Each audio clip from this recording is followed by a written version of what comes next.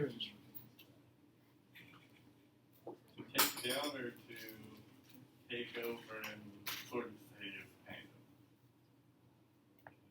of. They're sort of taking over, right? Just take it? Well, Just take it? they are sort of Yes. But yeah, maybe in the future they want to take over it. But I mean the reason. Oh, you mean the reason is you want to take over it. Well, So I want to tear it apart first.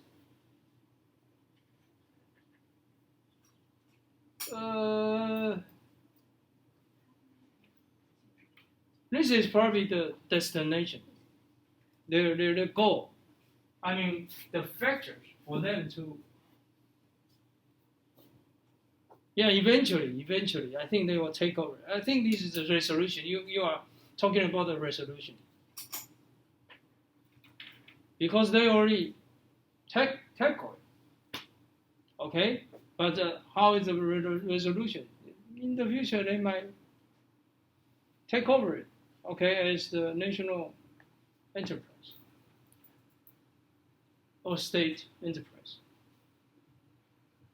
But why they decided to do it?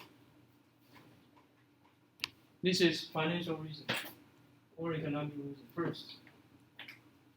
Okay? Leverage. Too high leverage. Too risky. It's endangered the stability of the China's financial industry or financial stability.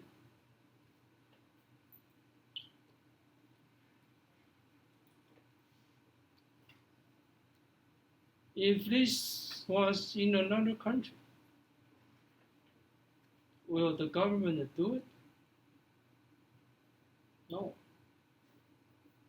Because in most other countries, we are. You open it? Yes. No. In most other countries, we are democratic system. For ruling parties, they need the campaign, need the vote. In Taiwan, every 2 years, right? 2 years local, another 2 years presidential. So if I want to tackle the real estate industry or the related financial industry, I will lose some job opportunity. I lose some GDP. Okay, I lose a lot of vote. Okay, I wouldn't do it. Okay, so the political system allow China to do it. However, what is the difference? So who are from IMAS?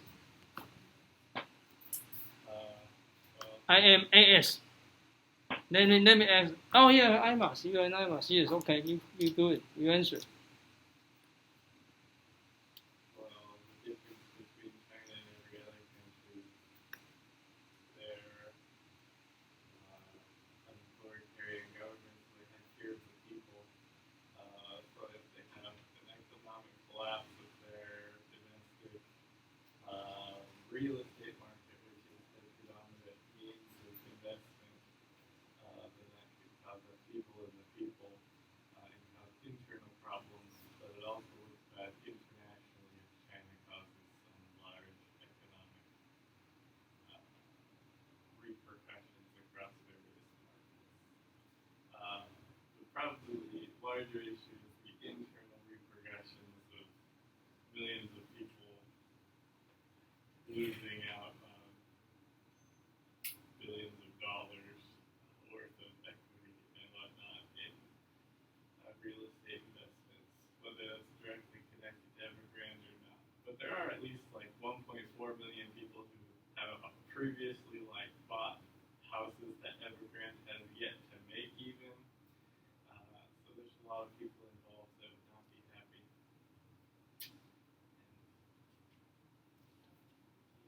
Yeah. But so why don't you think the ruling party, the communist party, they are not afraid of the people's objection? Because a lot of people, investors, they lost profit. They lost a lot in the stock price, okay, of the Hengda or even the overall real estate industry. Plus, a lot of people they might got default by Hengda. Don't you think the Communist Party is not concerned with it?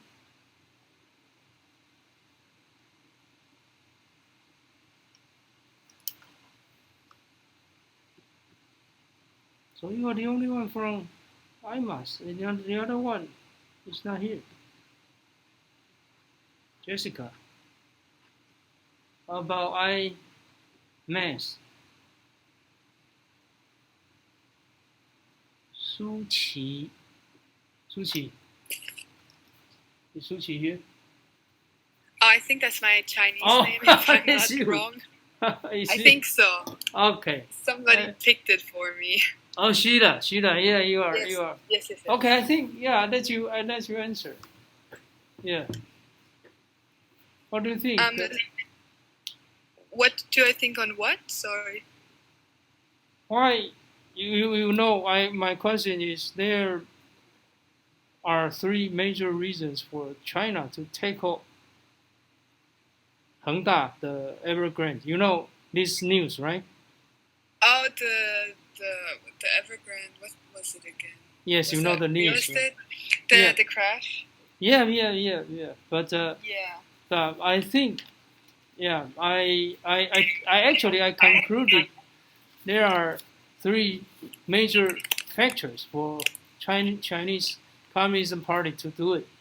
First, of course, is the huge debt or the high leverage, right? And the other two. One is like why it's taking it over? Is your taking question? Taking it down, or tackle it, or yes. Maybe to protect its consumers or like the people of China. But maybe that's eventually. But the current situation, current effect is damage those consumers because you prick the bubble. The bubble bursts out, and for those consumers or investors, they got hurt. So my point is, for democratic system, they will be afraid to do it because they will lose the vote, even lose the ruling power after the campaign. If this is the election year, they will definitely not to do it, right? But why China will do it?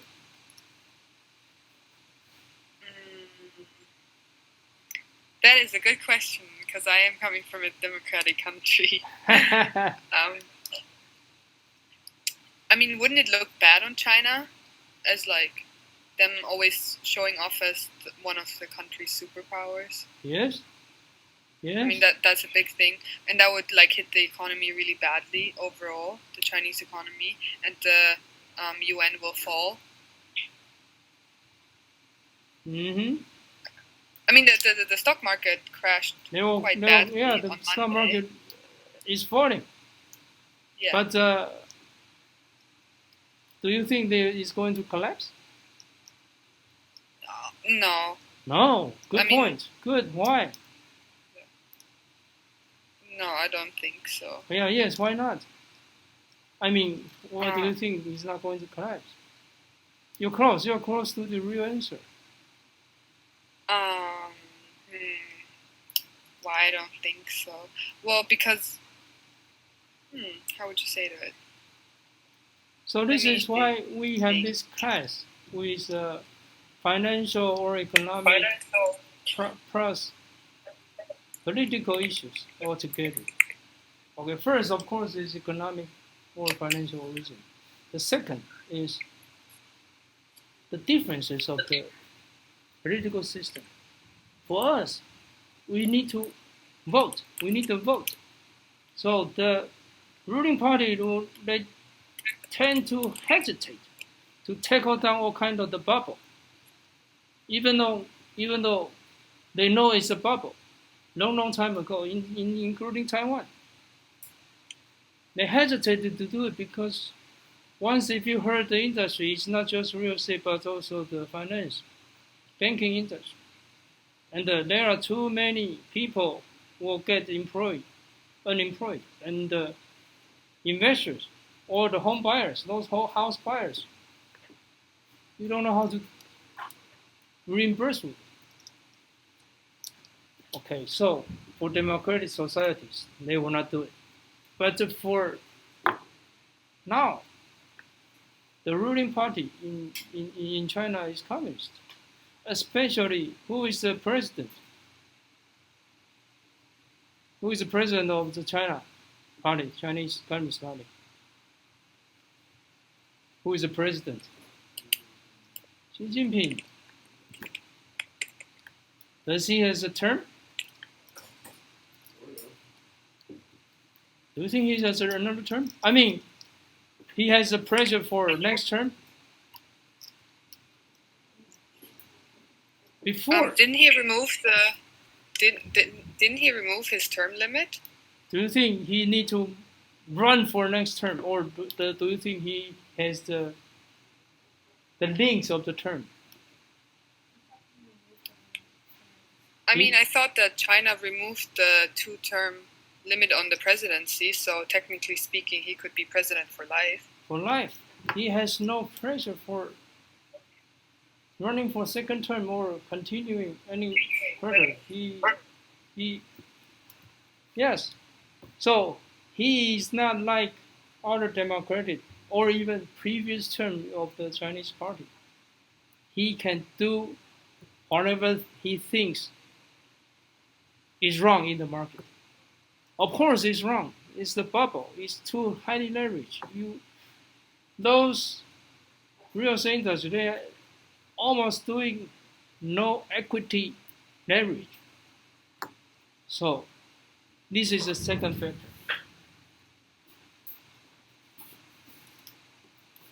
She has no pressure.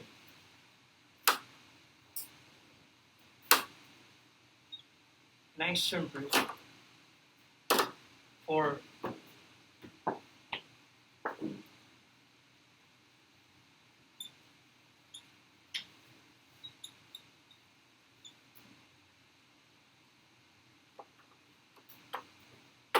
okay.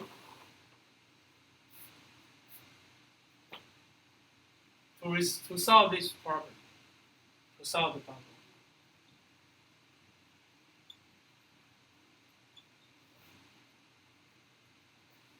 So this problem for a long time. And the third is very interesting. The third is very interesting.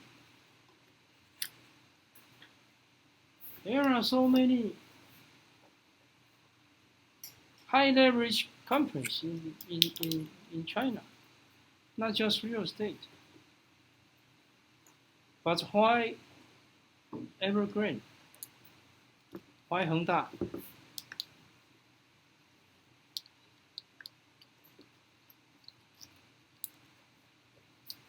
This is also political.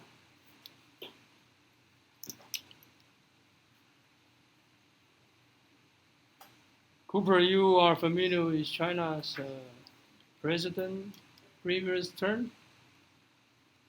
Or for these terms, who is the... I mean, I'm not particularly familiar with domestic financial policy, but do you think Hengda is Xi's clan? Belongs to Xi's clan or not? Clan. well, being as the party has attempted to reduce speculation over things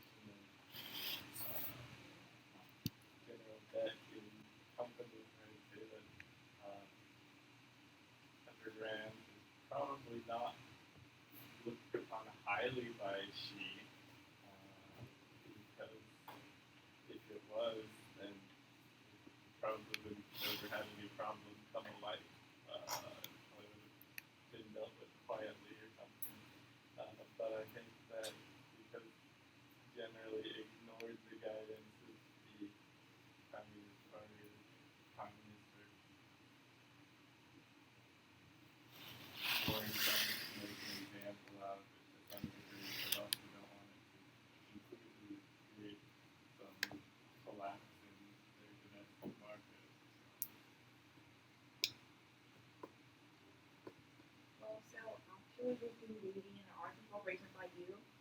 Yeah. And Okay. yeah, and so it's written there that so like this company is actually mostly dominated by Jiang Zemin and his people and stuff. And like so hurting everyone is gonna hurt Jiang and his people badly. And also because like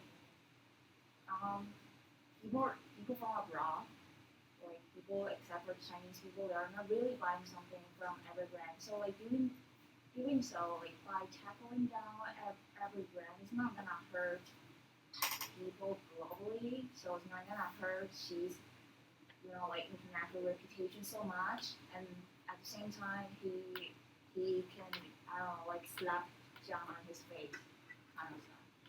You are meaning. What's your name? Chinese. Yes. Li Wenqian. But I got the information from Yaxing. Are you in the name list? I think so. Wen Qian. Yeah. You are from Orlando Economics. You are in the first year. Yeah. Okay. Correct. Because Hengda doesn't belong to Xi's clan. And especially for the first factor, gives Xi the justice, the righteous reason to tackle down this company. And the second is he has no pressure. He can do it because he has no political pressure to hesitate. Okay, of course there will be investors, they lose a lot. There will be home buyers,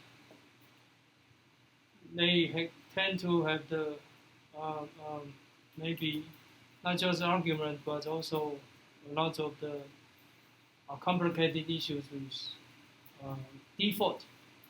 But plus another one is Jiang's different kinds of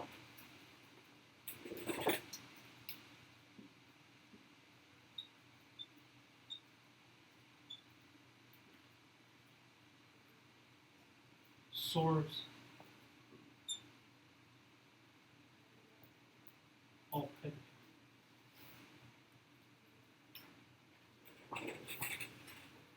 Different kind, that means Jiang.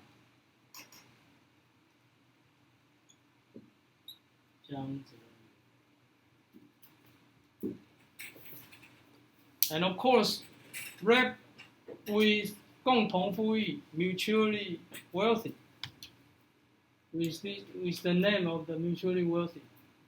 You could do it, okay? And I don't think he will let it go bankrupt. Okay, of course he will let it bankrupt, but before that, what I mean is they will not leave it alone.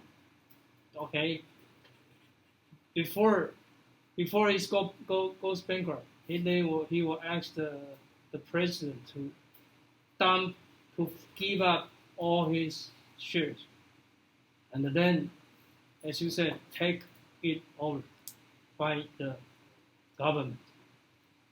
Then either with one same company or with two split into different entities, they will resolve it. Okay, so I also wrote one article, okay, about this, but this is Chinese. Okay, it's published yesterday online. This I can also give you, but maybe Cooper's you need to read it in Chinese. Okay, maybe in the future I will also give you guys my articles. Okay, both in English or Chinese. But for Chinese part, it's probably a little bit harder for you guys to not read in Chinese. You can also ask help from our classmates for translation. It helps. Okay, we haven't finished it yet. We haven't finished. So we were here. So here, there is no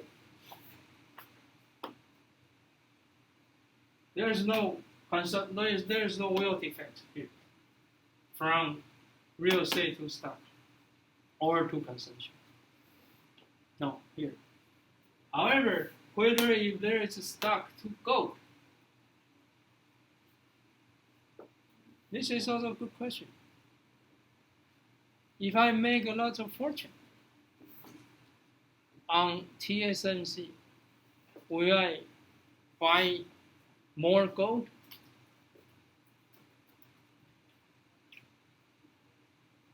Maybe for diversification, but maybe not because I am more used to financial assets. So yes or no, but the ultimate reason may be due to what will cause the gold price to rise or not, will determine yes or no.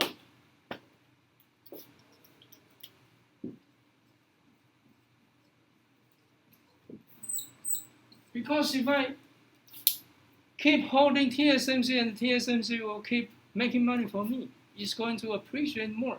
Why should I transfer to gold? Right? That makes sense. So the ultimate answer is whether if you think, what do you think the price of the gold will go up? Here.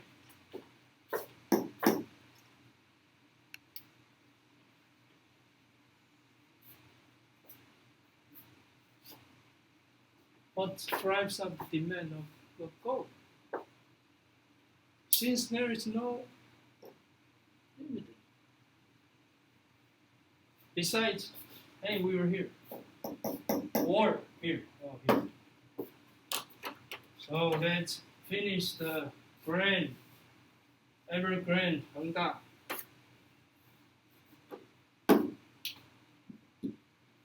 How about other lecture?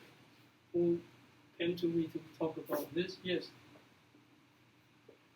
I think the third reason is that the low interest rate will drive the demand of.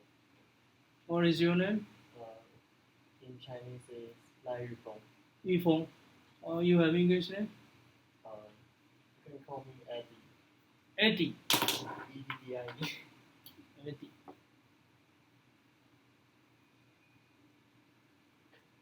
Wenqian. What is your English name? Natasha. Patricia. Natasha. Yeah, like black. Natasha is more Russian, right? Yeah. Well, I didn't know that when I named myself when I was 12 years Russian. old. Okay. Monetary policy.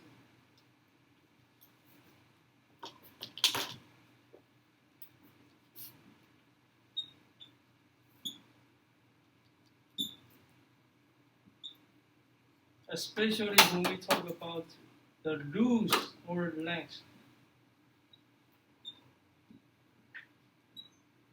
monetary policy.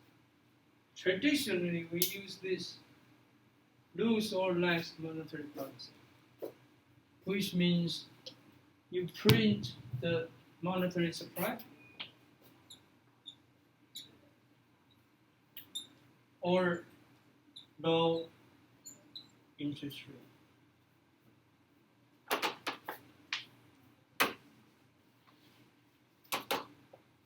All right, tradition. We just use these two words, loose or lax. And after 2009,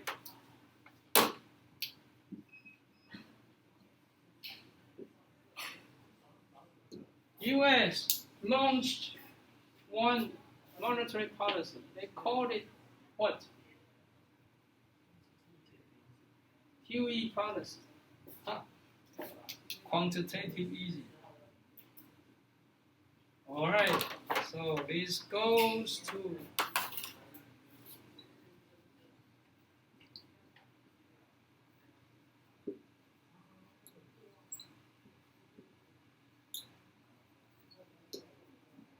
quantitative easing, QE. So, in this course, we also will introduce what are QEs. QE1, QE2, QE3, and the QE infinite. Okay, QE1 is same as QE2, but different from QE3. They all launched from 2009. Okay, but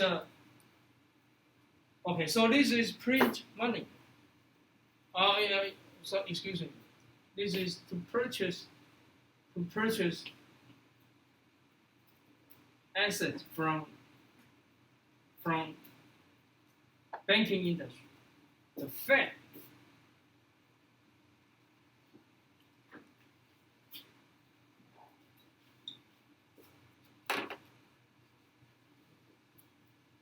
For QE1 and QE2 is to buy assets from banks. So those assets include bonds or mortgages.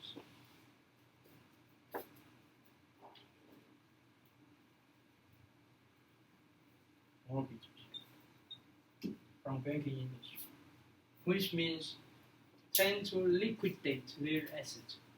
You have so many assets, those are collaterals from borrowers. Okay, but I am going to liquidate it. I give you cash, I buy purchases. But those banking industries, they are still afraid of the economy. They are afraid. They were still afraid. Hey, even though you liquidate my assets, I still hesitate to lend out because the market is still dead. Okay? Nobody wanna. If I make another loan, they will default again. Why should I do it? Okay, so they continue. I mean, the Fed continues to launch another QE3. So the QE3 is called lower the discount rate.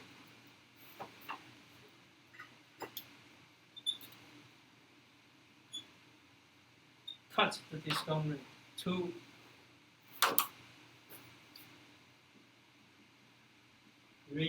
discount rate to close to zero.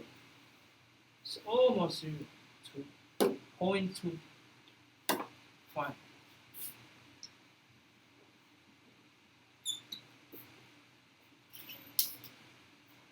To 0.25%. So, which kind of revitalized the readiness of the banking industry to make further loan outside. Because once if I make a loan of 2% to a company, 2% I receive from you, I only pay the Fed a quarter. Hey, I'm making 1.75%. Hey, not a bad deal. So it's kind of revive the economy because of the capital going out from the banks. Those are after 2008, after the subprime mortgage crisis.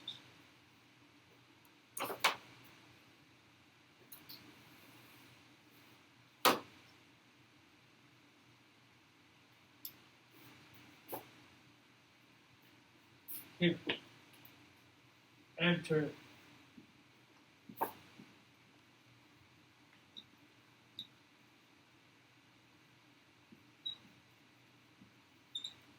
mortgage crisis.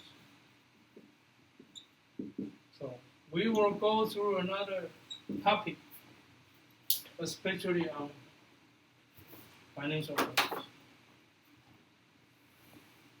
Okay? Subprime mortgage crisis, which is a very good lesson for us, good experience for us to understand previous crisis.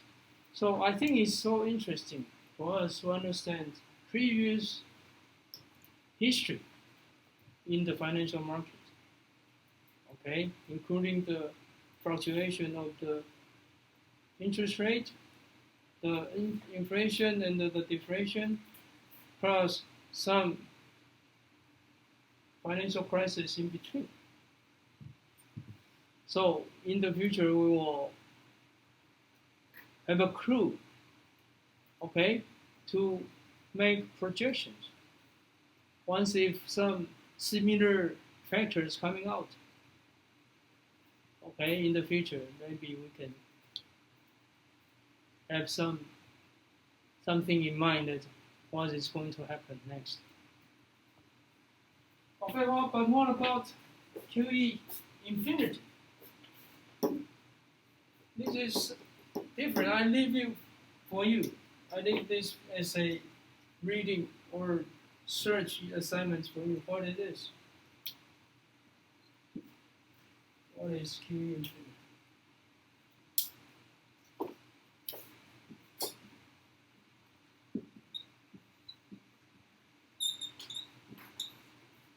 Lots of people, they do not understand this. They just kind of, it's an infinite QE policy, repeated or expanded.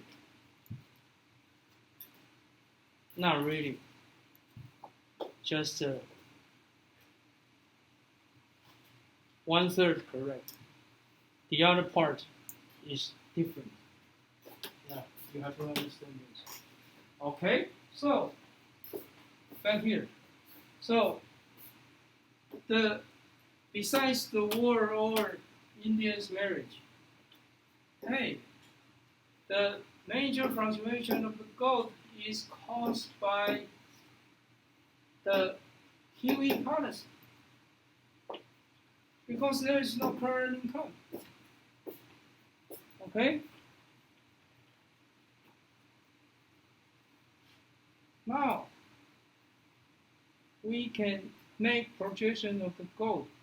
If the QE policy stopped, then the gold might stumble. Gold price will stumble.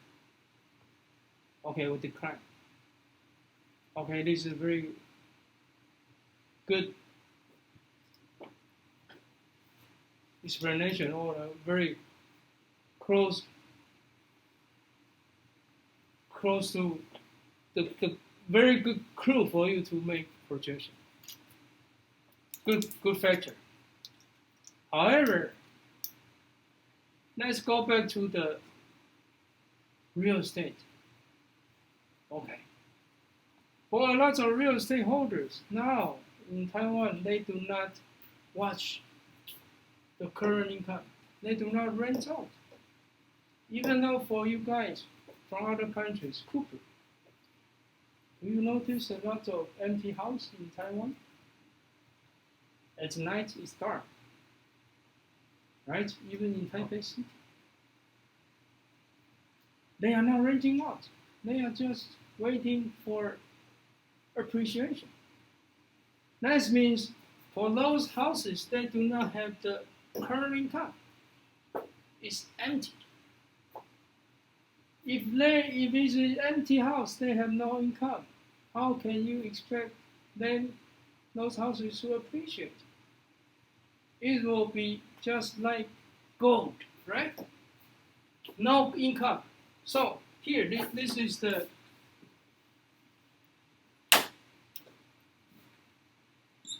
cash flow analysis for us. In the future, we will do this.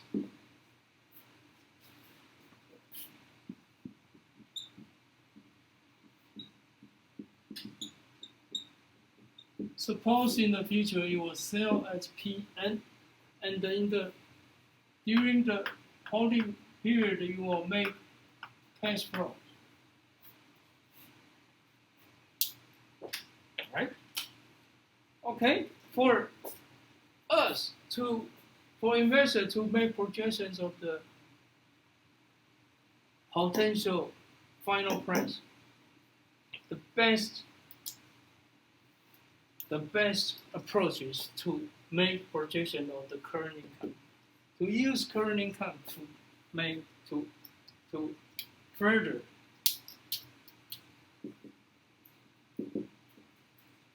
to project.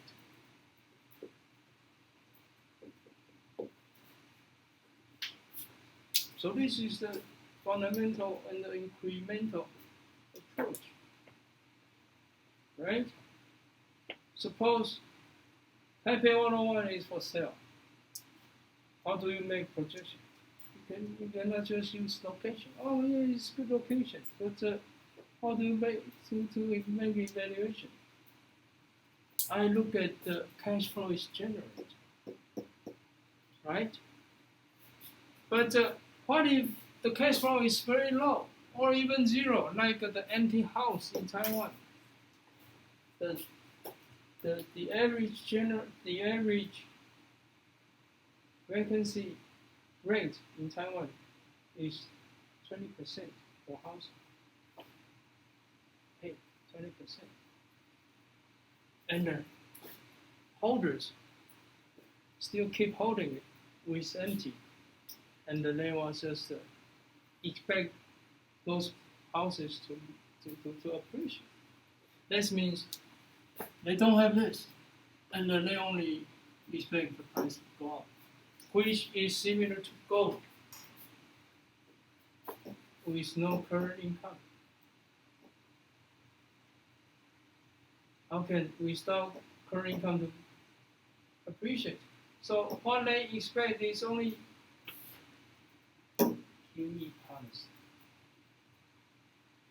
So for those real estate without fundamental income or rental income, they are only looking at, the ultimate determining factor is only QE policy, which is very risky. So back to Taiwan's government, why don't you think Taiwan government, the ruling party, doesn't know this risk? Of course they know. Okay, but the bubble has been there for years. But why doesn't the government, the ruling party in Taiwan, do the same thing with Chinese party, Chinese Communist Party? So look at the only reason is political system. The only answer is political system. One, Taiwan is afraid, but Xi Jinping is going to do it. If he is not doing it, who is doing it? Who can do it? Who can make a decision? No one. But ruling party in Taiwan, no matter KMT or DPP in power, I think they chicken up. So let's watch how the real estate market in Taiwan will continue. So I think 5 years ago, Nobel laureate Robert Schitter, he is a real estate major, real estate economist. He visited Taiwan and gave a speech in the Asian Real Estate Society, the conference. I was also there. Of course, I took a picture with him. And we told him that Taiwan real estate market is accompanied with high occupancy rate together with high prices. He was surprised. He said, how can the market sustain? But yes, we did sustain, but because the government is afraid to prick his bubble. and we don't know when and how much longer we can hold up the bubble. Okay, but fortunate, back here, fortunate, in Taiwan, a lot of capital coming in since last year, because China has had a new law on Hong Kong, you know, right? New national security law, right? 新国安法. Okay, and they also try to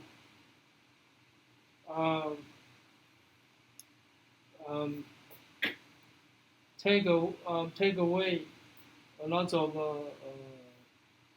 people or in the or company that are not loyal to Chinese communists. So a lot of capital they came from Hong Kong or mainland China back to Taiwan first. Capital flowing in to Taiwan, which was channeled to direct investment.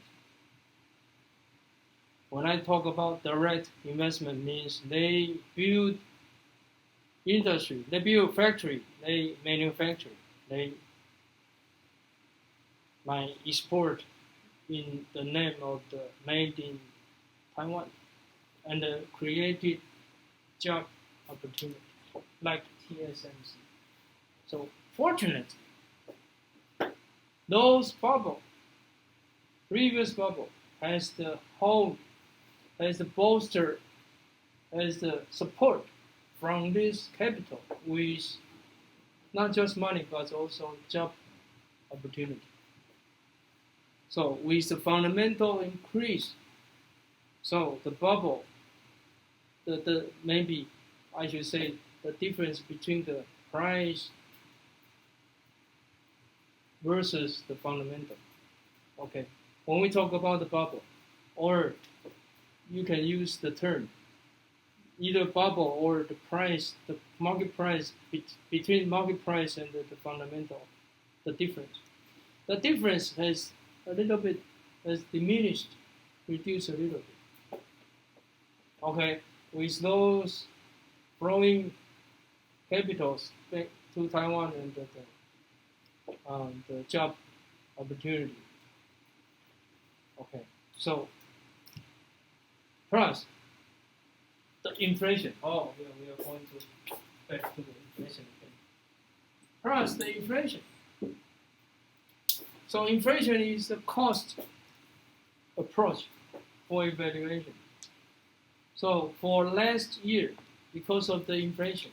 So after this, we are going to inflation. So last year, the construction cost has risen for 15% in Taiwan or in other countries. Inflation, the construction cost rose for 15%.